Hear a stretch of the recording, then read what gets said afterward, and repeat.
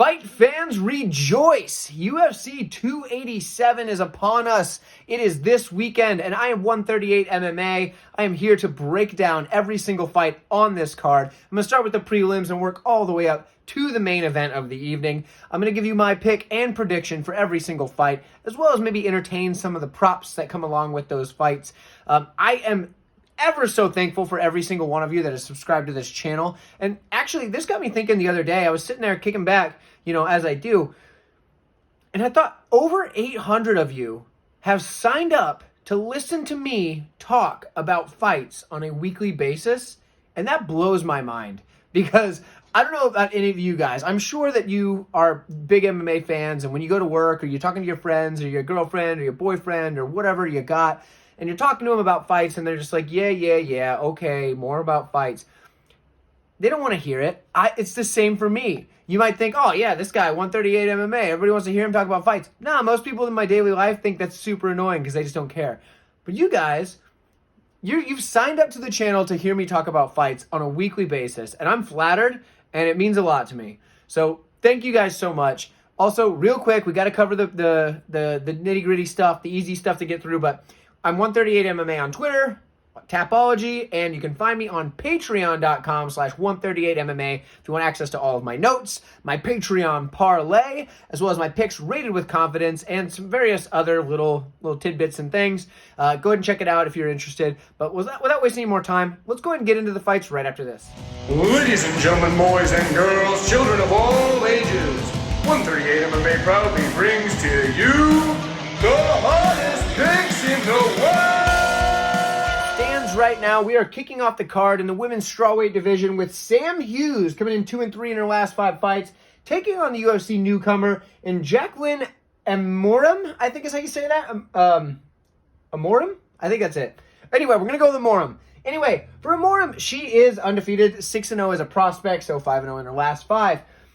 In this one here, we've got something interesting, whereas Amorim is quite the finisher. She comes out hard and fast in the early get-go in the fight and tries to get things done as quickly as possible, which is a great strategy because, hey, you're not paid by the hour. We've heard plenty of fighters say that. You're not paid by the hour. So for Amorim, she's going to come forward. You try to use her Brazilian Jiu-Jitsu because that is where she is the best, but she's going to try to get to the mat. Typically, the wrestling is going to be the way you get to Jiu-Jitsu, at least a lot of the time. Sometimes you get your traditional Jiu-Jitsu style takedowns, but she's got the wrestling. She's going to swing wild, powerful shots, which is good and bad. She can be hit on the return. I don't think she has to worry too much about the power of Sam Hughes coming back at her, but she does get hit when she throws those big wild shots sometimes. But she's going to try to get this fight to the mat because when she does, the jiu-jitsu, she's coming at it aggressively and she's going for the finish. And realistically, if this fight is on the mat for any length of time, I do think Amorim is going to have a severe advantage over someone like Hughes. However, Hughes does have an incredible pace. I don't think anybody else in the strawweight division is going to be able to match it because she just keeps on going. The girl's like the Energizer Bunny. She's very durable. That cardio is there all day. She's going to be able to last this whole fight. So if this gets past the first round, it may swing towards Hughes. Hughes may be able to put a pace on her on the feet if she's able to stop the takedowns. She does have decent wrestling. Better on top than off her back. Off her back, she actually kind of struggles a bit. But if she gets on top of you, you don't want that. Amorim she might be able to just submit her from her back without too much trouble. So the wrestling might not be the best here unless she's using it defensively to stop the takedowns. So that would be the best. And she does have decent striking. Realistically, it's not super polished, but there's a ton of volume, and she's going to put that pace on you, like I said. For me, in this matchup, I could understand someone taking Hughes because you know what you're going to get. You know she's going to put a pace on somebody. You know that, a not so proven in the UFC commodity coming in like Amorim is going to have a little bit of UFC jitters, especially debuting on a pay-per-view. But I think Amorim is going to get it done. I think she's going to get the submission here. That is my pick. Let me know what you have. I think submission for Amorim, and I think it's going to come in round 1. That's where I'm at. I'll see what you guys think, and I'll see you in the next fight. Looking at a featherweight car crash here, where we have Shayilan Nuerdanbieke taking on Steve Garcia. For Nuerdanbieke, he is 4-1 in his last 5. He's taking on Garcia, who's 3-2 in his last 5. Garcia is the much taller and longer fighter. He's 6 foot with a 73-inch reach, as opposed to the 5'8", 69-inch reach of Nuerdanbieke. Now, The reason I say this is likely a car crash is because both guys have a ton of forward pressure. Both guys are good in the wrestling, and both guys are going to want to get into that striking matchup as well. It's going to be an interesting matchup because they're both going to come forward and try to implement their game at the same way as the other guy is. So the way I see it, if Nuerdanbieke is able to get his wrestling going and get on top, the ground and pound is there, and he's going to do very well with that. Or he's going to get the fight to the cage push scenario where he's able to hold Garcia up against the cage and kind of work him over from there. Now, on the other side, if Garcia gets his wrestling going, he does have good takedown defense to stuff this, and he's going to be able to get on top himself and then use his top control and work his ground and pound in. Say neither guy's able to get the wrestling going, we've got a striking matchup, and in that instance, we have the decent striking in Nuerdanbieke. It's really the power. He does really good power shots, but he doesn't end up throwing single shots a lot. The volume's kind of low, and he keeps his hands down low, probably because he's looking for the wrestling most of the time. On the other side, we got good boxing. The dude's got volume, footwork, and decent power. Not as much power as Nuerdanbieke, but decent power on the Garcia side. When I look at all of this, the most likely outcome if Nuerdanbieke gets the takedown is he's going to win via ground and pound because, I mean, that's probably what he's going to do. But if he can't get the takedown, Garcia's a pretty darn good underdog here. And I'm going to pick Garcia in this matchup. I think he's going to be able to stop the takedown for long enough to be able to start working his boxing in, and I think he's going to get the better of a guy like Nuerdanbieke, not because I think he's a bad fighter, I just don't think that he's ready for Garcia, that crafty vet that he is. I mean, obviously, Nuerdanbieke's got more fights, but he hasn't been fighting nearly as long, and, whatever. I think Garcia's going to be able to get it done. I think he's going to be able to use the boxing, his range as well, to land shots on the guy who's going to have his hands down before he can get in. I have almost no confidence in this. The only thing I have confidence in is this is going to be a wild fight. I'm picking Steve Garcia. Let me know who you have, and I will see you in the next matchup. With a catchweight bout of 160 pounds after some shuffling of opponents between the last few weeks, we have Trey Ogden coming in 4-1 in his last 5, taking on Ignacio Bahamondes, who's also 4-1 in his last 5.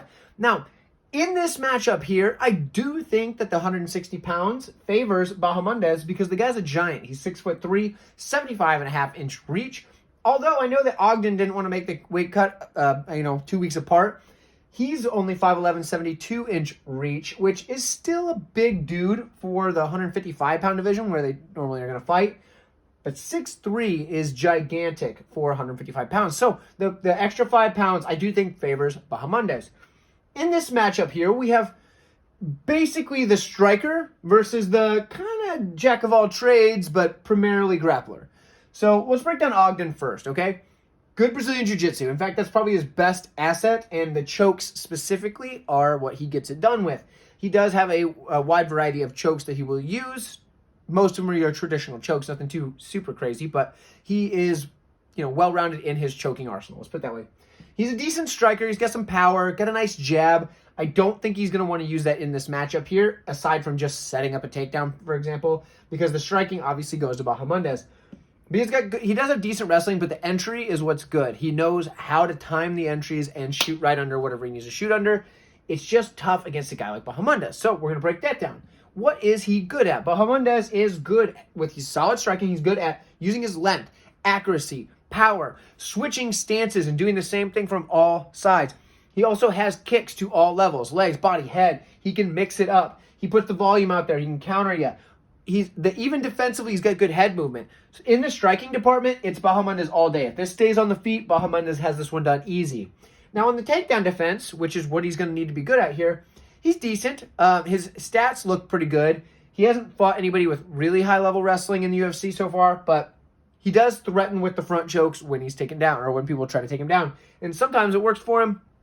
Get the choke, snatch that up. He does, he's got choking arms. He's a tall, long, thinner fella, so those arms slip right under that chin real easy and just lock it up. So the front chokes are there, the guillotines, the Darce chokes, whatever. He's got the options. So when I look at the matchup, though, it comes down to, do I think Bahamondes can keep it on the feet, or do I think Ogden's going to be able to get this to the mat and impose his will? Usually I favor the wrestlers and grapplers, but I think there's a big difference in this matchup than some of those because Ogden's going to have to cross a lot of space to be able to bridge the gap and get to the hips of Bahamondes to get him to the mat. And although his takedown entries are very good, he's going up against a guy that puts a lot of volume out there and very dangerous volume at that. I can see him throwing a kick straight up the middle as Ogden's going to shoot his takedown and just wham. Kick comes up right as his head goes down. Next thing you know, Ogden's sleeping. So I'm going to take Bahamondes here. I think he's just too dangerous for Ogden to be able to get the takedowns consistently. And I do think that Bahamondes is going to be able to do enough to either get back to his feet or keep the fight on the feet for the majority of the round, maybe get taken down towards the end of the round. So I'm going to lean Bahamondes here. I'm not as confident as a lot of people are in this one, but, he's the pick. Let me know what you guys think, and I'll see you in the next fight. To say that this is the last matchup for this marker. It is dying. Sorry about it. Bear with me. In this one, we have the women's strawweight matchup between Lupita Godinez taking on Cynthia Calvillo.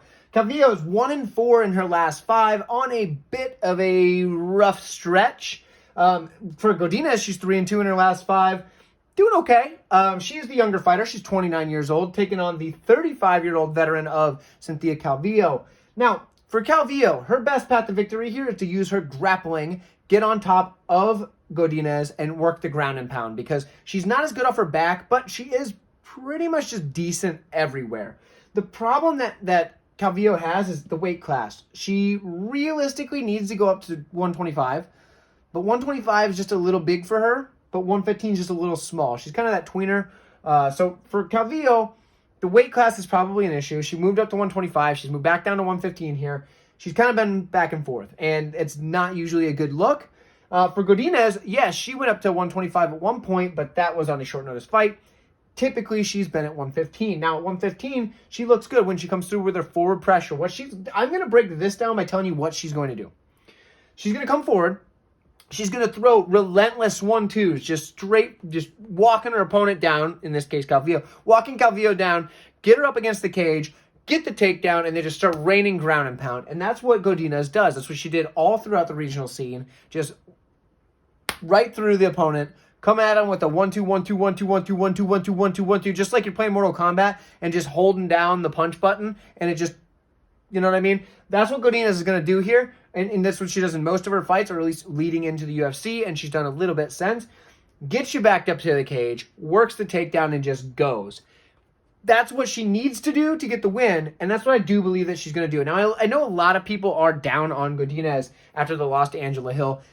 I mean, Angela Hill beats Calvillo as well. It's not like it's crazy to think. Angela Hill's pretty good at this point in her career, and I understand why didn't Godinez go to the wrestling. Angela Hill's not, yes, she's been taken down, but she's not someone you always want to just come in and try and shoot a takedown because her striking it's pretty dangerous. She's got that Muay Thai background, or that Muay Thai style at least.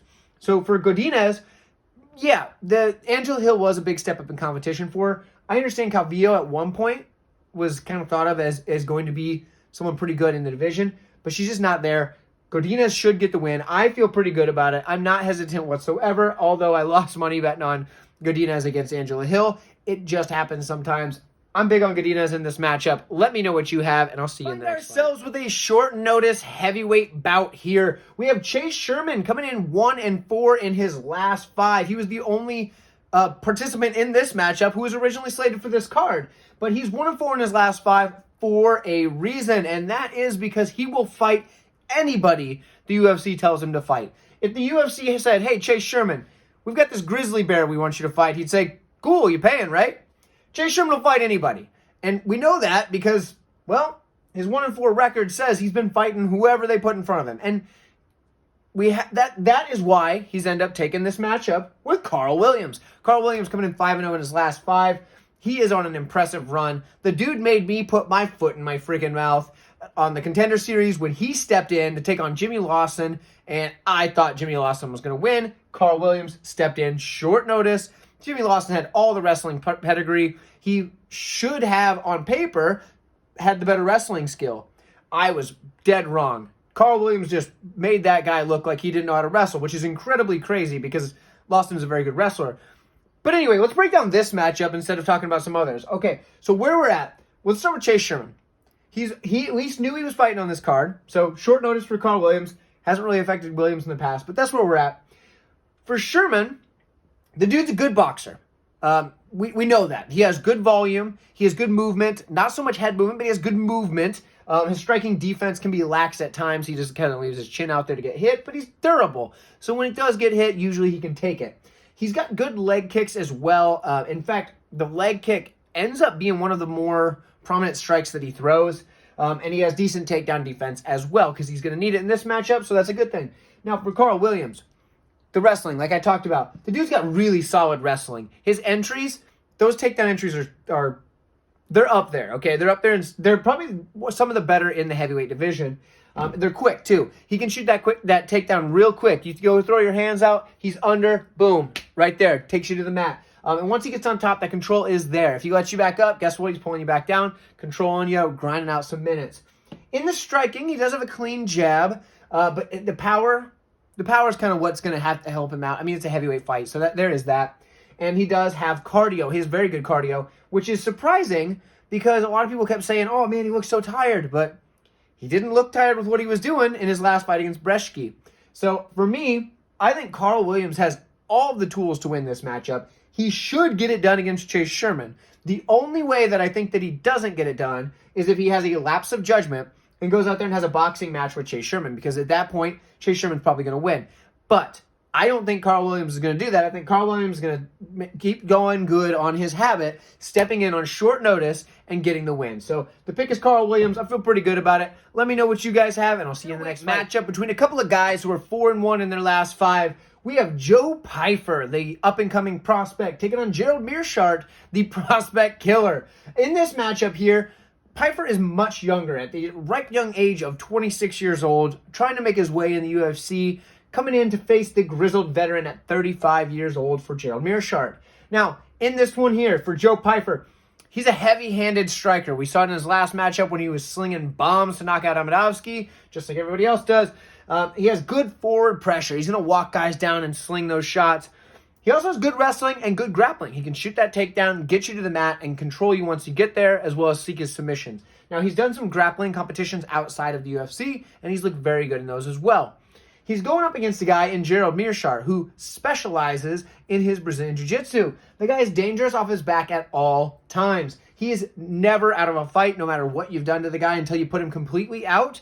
He is still very dangerous. Now, tough as nails. Yes, he's been finished before, but he's tough as nails.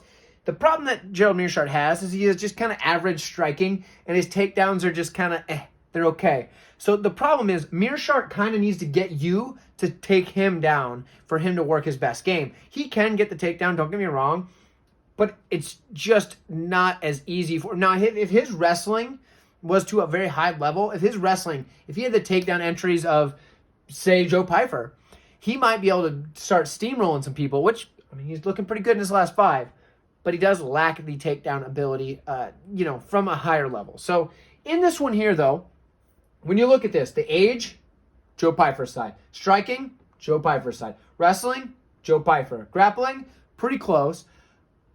Everything says you should pick Joe Pyfer, but with that said, I'm taking Gerald Meerschaert by 3rd round submission. You bet your bottom dollar I've thrown $5 on that because I think it pays out like $90 for a $5 bet. And what does Gerald Meerschaert do? He submits guys in the 3rd round. So I'm taking Gerald Meerschaert by 3rd round submission. That is the official pick. Yeah, if I'm wrong, so what? You come back to the video and tell me I'm stupid for taking that pick. But if I'm right, I'm going to look like I've watched a Gerald Meerschaert fight before. Let me know what you guys have, and I'll see you in the next. If you are enjoying this video thus far, go ahead and hit that like button for me. I appreciate it very much. Let's break down this strawweight matchup between Luana Pinheiro and Michelle Waterson. This matchup here, we got Waterson coming in 1-4 in her last 5. She's been in a bit of a rough patch. She's taken on the 5-0 in the last 5 for Pinheiro. Pinheiro is the younger fighter. She's 29 years old. She's going up against the 37-year-old grizzled vet. Doesn't look a day over 30, though, so she still comes out there looking youthful, throwing those strikes. She has very solid striking, excellent kicks, but she does lack in the power department. She's going to hit you with the side kick. She's going to, throw the rangy kicks to keep you at bay, but the power's not really there. On the striking side for Pinheiro, she's going to start fast, and she's going to come forward with, decent striking, but it's powerful. So it's the opposite of Waterson. Waterson's striking is very pretty, very technical, but doesn't really have a lot of power. On the other side, we have Pinheiro, who's coming in slinging some shots, and it's going to have some sting on them shots. Now, this is a big step up in competition for Pinheiro. She's not really fought anybody of the higher levels in the division, and Waterson is, she's held her own at the top of the division for a very long time. Not at the top, not like the top 5, but in the top rankings, let's put it that way. For Waterson, she does have good wrestling, and the volume on her takedowns tends to be what gets it done for her with the wrestling. And the thing is, she uses her cardio to kind of work this in, because she's not going to get tired very easily. She's got great cardio, so she's able to just kind of go through those takedowns until she gets one. She might not have the best success rate on them, but she's got the volume there, and she tends to just get better as the fight goes on. When you look at Pinheiro, though, she's going to have some high-level judo. She's going to throw and land on top, get in a scarf hold position, and work her submissions, and she does a very good job with that. Also, the ground and pound is pretty darn nasty once she gets on top of you. She's got some trips. She's got some flips. She's got it all when it comes to the judo. And I do think that in this matchup, she's going to be able to stop Waterson from getting the takedown and then turn it into a toss of her own. I think Pinheiro is going to get on top. I've heard a lot of people picking Waterson as the underdog, yet the line is not flipping to Waterson as a favorite. But I've heard very few people say that they're taking Pinheiro here. I think Pinheiro's here. She's going to get the win. I think she's better than Waterson at this point in both of their careers. And I just think that, even though Waterson may not look a day over 30, she's 37. She doesn't have any power on her striking, so she's not going to keep someone at bay that wants to come forward and toss her like she does in Pinheiro. I think Pinheiro gets it done.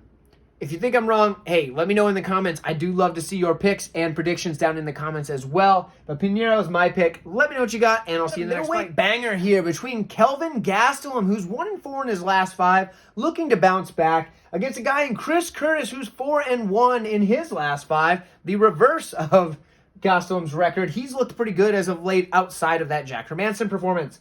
Now, there's some things that I'm going to go off on here in a minute in this fight, but first let's cover some of the basics. So for Chris Curtis, he does have a height and reach advantage. He is 5'10 with a 75.5-inch reach as opposed to the 5'9", 71.5-inch reach. Not that big of a difference, but because these guys are both most likely going to be settling this fight at boxing range, I do think it plays a factor. We got a guy in Kelvin Gastelum who, he does have good boxing. He's got the power. He's got the movement in and out of the pocket, the volume, forward pressure. He kind of works his best game in tight. We can mix in those tight combinations. But he's also got wrestling. He's got it in his back pocket. He's got good top control once he gets there. The problem is he's got a lot of miles on him, and he really is a welterweight that's just kind of at middleweight. I understand he's had success at middleweight. I understand. But welterweight is where he would probably do the best. Now, Chris Curtis used to be a welterweight. Don't get me wrong, and he was, fine there as well. But he seems to have moved into the middleweight division a little bit better than Kelvin Gastelum as far as when you look at the two, which one looks like they fit the division better. That's where we're at with that. So, for Chris Curtis, though, this is where I'm gonna get frustrated, because here's the thing: the Joaquin Buckley fight. I've heard dozens of people say that Joaquin Buckley was outlanding Chris Curtis and he was winning the fight and yada, yada, yada. I was watching that fight. I don't think people understand what they're looking at. The people counting the significant strikes, you're looking at the numbers, I understand, but they're wrong. Whoever's counting those strikes does it count as a significant strike if you punch somebody in the arm? Because Chris Curtis blocked the vast majority of Buckley's strikes with that tight defensive shell right there that he has. He blocks those shots. They're hitting the arms. You look at them, he's blocking and returning and countering his strikes. Chris Curtis outstruck Joaquin Buckley that whole fight, and I don't understand how people thought Joaquin Buckley was winning. Thankfully, Chris Curtis got the knockout, so he did not get absolutely screwed by the judges, because we all know how stupid they are. Chris Curtis dominated Joaquin Buckley in that matchup, and funny story here, I actually had 5 units on Chris Curtis to win by knockout, but my sportsbook canceled the bet right before the card started. I was pretty annoyed by that, but what are you going to do? You can't do anything. They got it in their disclaimers that they can cancel bets anytime they want. I was outraged, but like I said, what am I going to do? Nothing. I just, was glad that my Chris Curtis bet cashed, but none of the knockout bet, okay? It was messed up. Anyway, Chris Curtis dominated that fight, and he blocked all those shots. Not all of, most of those shots. Here's the thing. People think that Buckley was outlanding him, and that's absurd to me. And I feel like we're going to see a lot of that in this matchup too. Gastelum's going to be throwing more volume probably. He's going to be landing a lot of shots on the arms of Chris Curtis. Curtis is going to have his hands up blocking, and he's going to throw back with a better shot, a more tight shot, because he has tight combos, he has solid power, he's going to mix in the body shots, and he's going to counter most effectively. That is the problem that we're going to have. If this goes to decision, I could see Chris Curtis getting absolutely ripped off because the judges are going to be like, yeah, Kelvin Gastelum punched him in the arms a lot, so I'm going to give Gastelum the win. So Chris Curtis really needs to do some serious damage, drop Gastelum multiple times, or get the knockout so he doesn't get ripped off, because clearly they're counting significant strikes when you get punched in the arm. There, I'm off my soapbox for now. Kinda. Actually, I'm jumping right back on it. Different reason. I've heard people... Everybody's picking Kelvin, not everyone. A lot of people are picking Kelvin Gastelum here, and they're saying, well, he's got the wrestling as well. He's super tough. Chris Curtis needs a knockout because he's going to get out strong. Chris Curtis has perfect takedown defense in the UFC, and not because there hasn't been anybody shooting takedowns on him. The dude has stuffed every takedown, and it's been a lot. He's, 30, 40 takedowns attempted, and he's stuffed every single one. Chris Curtis is winning this fight. I am saying Chris Curtis is winning this fight. Now, if I'm wrong, come back to this video, tell me I'm an idiot after the card's over. Chris Curtis is winning this fight. Nothing against Kelvin Gastelum. He's a hell of a fighter. He's done very well in his career. Chris Curtis is going to be able to block the shots that Gastelum's got coming forward, strike back with power. He's going to be able to mix in the body shots. He's going to be able to land the better shots. Kelvin Gastelum may go for the takedowns. They're going to get stuffed. Chris Curtis is going to win short of a robbery where the judges decide that punches to the arm count as significant strikes. The one thing I can say is maybe Gastelum gets the first round because Curtis is sometimes a bit of a slow starter. And the last thing I want to point out, people were always saying, oh yeah, but what about the Jack Hermanson fight? Here's the thing. Jack Hermanson is not the type to come forward and engage with a guy like Chris Curtis. What did he do? He backed up and jabbed, worked at range, and just kind of stayed away from Chris Curtis. What is Kelvin Gastelum going to do? Well, he's not going to do that because he's a shorter fighter, so he's got to come in, and he's known for having that forward pressure. So he's going to engage with a guy like Chris Curtis, and that's just not going to go well for him. So I've got Chris Curtis. I think he's getting a third-round knockout, but I know everybody's going to say, Gastelum's never been knocked out. Hey, first time for everything, all right? I'm picking Chris Curtis. I'm not confident in the knockout prop. I probably won't play that prop, but I think he gets the third-round knockout. I've got Chris Curtis. I'm hoping he gets the third-round knockout so the judges don't rob him. Let me know what you guys have. I know I was a little fired up about this fight.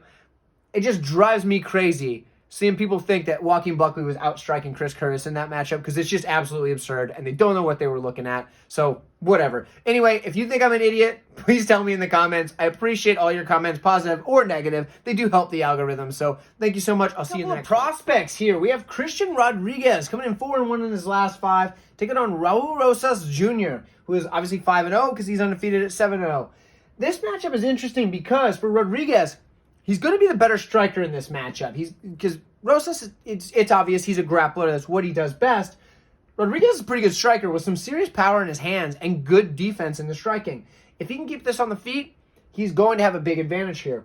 If it does get to the mat, he's got good Brazilian Jiu-Jitsu as well, and the submission defense is there. He's going to be able to defend these submissions at a better rate than a lot of the opponents that Rosas has been able to fight. Actually, probably better than all of the opponents that Rosas has fought so far. The problem is, Rodriguez does get taken down, but he also works to get back to his feet right away. So he's not going to sit there on the ground and just kind of accept bottom position or whatever. He's going to work to get back up. Now for Rosas, he's a fast starter who has good wrestling. He's going to shoot a high volume of takedowns. He's going to be persistent on that because he has the cardio to do that. Now, being an 18-year-old kid, he's going to be able to have the endurance to go to that. I mean, the kid's just full of testosterone, hitting puberty. Like, the kid's got to be ready to roll. Now, here's the thing. He's going to be shooting these takedowns at a very high clip. So, could he get caught by the hands of Rodriguez? Yeah, absolutely he could. Or, he could also get a lot of takedowns. And just even if Rodriguez is getting back up, Rosas is going to be able to get those takedowns over and over again. Now, say he does keep it to the mat for Rosas. He does have solid jiu-jitsu, and he's going to aggressively go after the subs. Now, sometimes that's good. I put that as good, but sometimes it's not. Because we've seen it in a couple of his matchups so far, and especially on the Contender Series when he fought Mando Gutierrez. He did give up his position a few times, and Gutierrez is a darn good grappler, so that could be part of it. But he lost his position when he was going for a submission just a little bit too aggressively. And that's just something that you're going to get early in your career. I mean, he's only had 7 fights. So, I mean, obviously, only 9 fights for the Rodriguez side. But still, like I'm saying, for Rosas, he still kind of sometimes gets a little bit aggressive on those. But I think it also comes because he knows he can get the takedown again, get the fight back to the mat. So, in this matchup here, yes, I think Rodriguez has the better striking. I do think he's going to have a couple of moments in this fight. But I think over the course of the fight, Rosas is going to be able to rinse and repeat those takedowns. Get the takedown, gets back up, get the takedown, gets back up, and do just enough to get the decision. I do think it's going to be a decision, but what I like better than that is the over 1.5. I do believe that's the line that they're giving out. I think it's like minus 200. I definitely see the over 1.5 being a good play here, and I've already played it myself. I do like that. I played it for a unit, so nothing too crazy, but 1 unit to win a half unit or whatever, 1 unit to win a half unit. I'm taking the over 1.5. I'm not going to bet a side in this one, but I do like Raul Rosas Jr. for the win, just for the sake of a pick. Let me know what you guys have. Let's continue with the Kevin Holland is fighting Santiago Ponzinibbio, and I am stoked for this matchup. This should be a very fun one from the time that the bell sounds until we get a finish one way or another. This is taking place in the welterweight division, as you probably knew. For Ponzinibbio, he's coming in 2-3 in his last 5. 2-2 and a no contest for Holland. So both guys with very similar records, just kind of different in the ways that they've gotten there. Now, Ponzinibbio, he's 36 years old, so he's a bit older than 30-year-old Holland, and he's a bit shorter with a shorter reach. Quite a bit shorter reach, actually. He's 6 foot with a 73-inch reach, and Holland is 6'3 with an 81-inch reach. That dude's got some long arms. So this matchup here, the physical things, the age and the height and reach are definitely in favor of Holland. But with that, you've got a guy in Ponzinibbio who does have a bit of an experience advantage. So for Ponzinibbio, the dude looked phenomenal leading up to his long layoff that he had.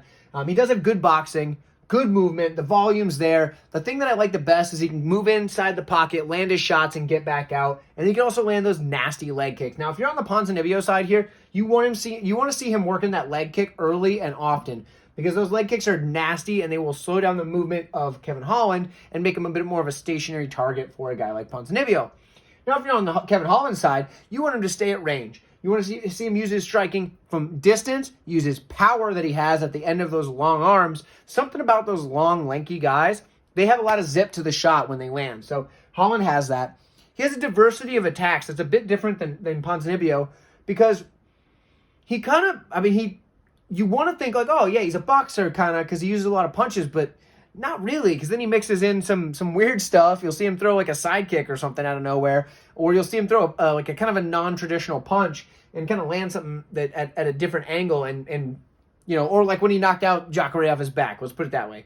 So anyway, the dude's accurate though, and that's what matters, because the reason his punches have so much pop to them is because the long range, and when they hit, they've built up that momentum coming through, but also the accuracy is what makes them seem so powerful. Now, his striking defense is also pretty good, mostly in part just due to his range. Now, I know what you're thinking. You're thinking, oh, well, Wonder Boy pieced him up pretty damn good in the last matchup. Yeah, he did, but come on, it's Wonder Boy. He's one of the better strikers in the welterweight division, and I think Wonder Boy beats either of these guys any given day. Maybe if Holland had had a better game plan, he could have had more success, but yeah, Wonder Boy's beaten Ponzinibbio at this point in both of their careers, and he's beaten Holland because he obviously did. Now, with that said, Holland does have good jiu-jitsu. I know that people give him crap because he has, so-so takedown defense. It's improved, but he has so-so takedown defense, but he does have good jiu-jitsu. He threatens with the front chokes, and he does have them choking arms. I've said it before. Those guys with those long, slender arms, they slip right under the chin really well, and guess what? Once you get it under the chin, it's a lot easier to lock in that submission. So he's got them choking arms, and he's got good sweeps from the back as well. Gets him on top, does what he needs to do. Now, he can be held down by high-level wrestlers, but Ponzinibbio is going to want to come in here and strike. We know that's what he wants to do, and that's probably what Holland wants to do as well. So how does this matchup line up? Now, if this was Ponzinibbio before the layoff, I'd be on Ponzinibbio here for sure. But it's not. He took a few years off with some injuries, and now Holland is the better fighter in this matchup. I think Holland is going to be able to piece up Ponzinibbio from outside, land some powerful shots, rattle Ponzinibbio, and I think he's eventually going to get the finish. I don't think it comes in the first round. Maybe the end of the second, early third round, but I do think that Holland's going to be able to get the finish. I don't really like the over or under 2.5 because I don't know at what point in the third round I feel like that knockout's coming, but I do feel like it's coming. So I'm going to take Holland here. I feel pretty good about it. He should be able to get the win over Ponzinibbio at this point in his career, but Ponzinibbio is always live because he can hit you with something heavy. He can land those leg kicks early. Come in with the flying knee, you know, like we've seen it before, just recently actually. So for a guy like Ponzinibbio, he is live in the matchup, but I am taking Holland. Let me know what you guys have, and I will see you in the next fight. Bantamweight division is definitely the most exciting division in all of the UFC right now. This one is yet again another banger of a matchup. We have Rob Font coming in 3-2 in his last 5, fighting some of the best competition out there in the bantamweight division. He's taking on Adrian Yanez, who is 5-0 in his last 5, working his way up the ranks, making a big step up in competition, as you see I mentioned there. Now, like I said, for Rob Font, he's fought the who's who. He's fought a much higher level of competition, and that's why that last 5 looks a little bit like it does. Now, the younger fighter, 29 years old for Yanez. He still has a long career ahead of him. Font, 35. He's starting to think, hey, maybe I better wind this down soon. Not saying that he's done, but I am saying that, hey, 35 is a time when you're at bantamweight that you've got to either, like, you know, get it figured out right now or that's about it for you. Because 35 at bantamweight, you're getting up there. Now, I do think Font still has a lot of good upside in a lot of areas of his game. Particularly the striking. He has very solid striking. Boxing, even more so of a narrowed box for that to be in. He has very good boxing. The volume is there. He has the best volume, I would say, as far as punching goes, in the bantamweight division. He's going to throw more punches than just about anybody. He's going to be quick with those punches and accurate as well. The problem is he doesn't have a ton of power. Now, he is durable. I know a lot of people are saying that his durability has been fading as of late, and yeah, maybe a little, but he's still very durable. People aren't just putting him out. It's not like his chin's gone. So for Font, he's still very durable, still has the output, the volume, the quickness, everything there. The problem with that is he's fighting the younger, faster version of him, basically. He's got a guy in Adrian Yanez who has those flashy, quick combos. The volume's there. He does have a little bit more zip on the punches, and he works the body very well. The thing that I like the best about Yanez, though, is that he can keep this fight on the feet against just about anybody. His takedown defense is very good, and it makes it very tough because if you try to shoot a takedown on him, he's going to make you pay for it. I do think that this matchup is going to go one of two ways. We're going to find out that Yanez was not ready for this big of a step up in competition, and Rob Font's going to absolutely dominate him pillar to post, or we're going to see that Yanez is the real deal. He's moving up the ladder, and he's ready to take out these top-tier guys, and he's going to make it look pretty easy on Font. I don't think that this is going to be a close matchup one way or the other. It's just what side do I think is going to get it done. Now, if you make me make a pick, I'm going to say Yanez is going to be the one to get it done. I think the younger fighter, the up-and-coming guy, he's looked very impressive so far, and I do think that he's just going to have the better striking at this stage in their career, be able to deal more damage. I think he's going to be able to beat Font. Now, like I said, we might be totally wrong about that, and it might be Rob Font going in there and showing you that he still is the better fighter here, and Yanez just was not ready yet. So it's possible.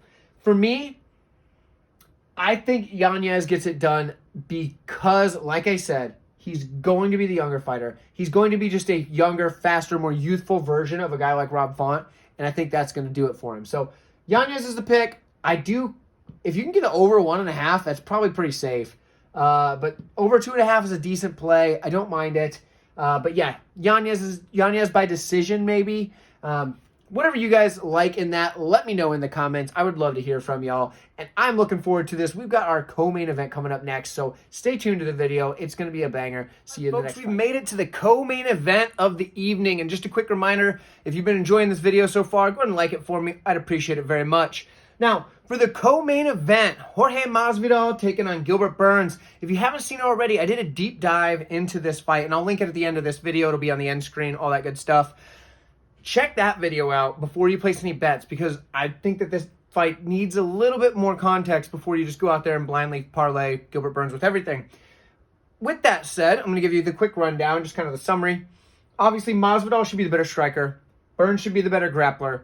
Both guys can do the skill set that their opponent is better in. It's a tough fight for both guys for different reasons. I am going to pick Burns for the matchup, but like I said, check out the deep dive to kind of understand a little bit more context there. But that's what I've got in the co-main event. Let me know what you have in the comments, and go check out that other video. And we made it to the main event of the evening. Last reminder, like this video, please. I appreciate it very much. Shows your support for the channel, helps that algorithm, all that good stuff. I'm trying to grow this thing, trying to hit that 1,000 so I can finally start getting some ad revenue. But I appreciate y'all very much. I've already broken this fight down in a full detailed breakdown. So I'm just going to breeze through it really quick. And then I would highly recommend, similar to the co-main event, checking out the full breakdown. I'll have it at the end screen of this video. I really recommend it before you place any bets. It's going to be it's going to be good for your knowledge, and it's not that long. It's shorter than my Masvidal versus Burns breakdown. So anyway, this one here, obviously, skill for skill, they're both high-level kickboxers, super high-level, world-class. Adesanya, on paper, should win every time, but he just doesn't. He hasn't, and because of that, we got Alex Pereira, who just seems to have his number. He has the more damaging style. Not that Adesanya isn't damaging, but he has more damaging style, and he just seems to be able to get in the head of Adesanya at this point. Pereira's going to get this one done. I believe he's going to get this one done, even though Adesanya, on paper, should win. But I don't think he's going to. I think it's going to be Adesanya. Check out the detailed breakdown. Like I said, it'll be in the end screen of this video. Thank you guys so much for watching, and I will see you all very soon at the next full card breakdown.